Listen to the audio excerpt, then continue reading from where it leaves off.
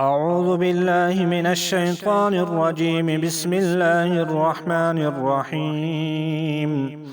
يا أيها الذين آمنوا لا تحرموا طيبات ما أحل الله لكم ولا تعتدوا إن الله لا يحب المعتدين.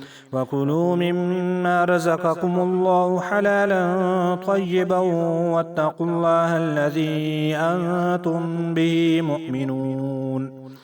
لا يؤاخذكم الله باللغو في أيمانكم ولكن يؤاخذكم بما عقدتم الأيمان، فكفارته إطعام 10 مساكين من أوسط ما تطعمون أهليكم أو كسوتهم أو تحرير رقبة، فمن لم يجد فصيام 3 أيام، ذلك كفارة أيمانكم إذا حلفتم، واحفظوا أيمانكم كذلك يبين الله لكم آياته لعلكم تشكرون.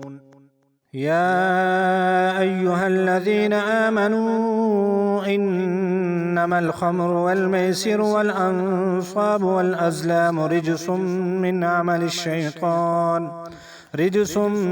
عمل الشيطان فاجتنبوه لعلكم تفلحون.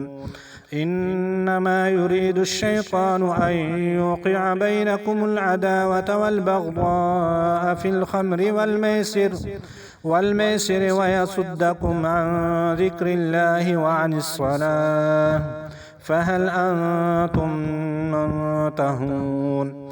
وأطيعوا الله وأطيعوا الرسول واحذروا، فإن توليتم فاعلموا أنما على رسولنا البلاغ المبين.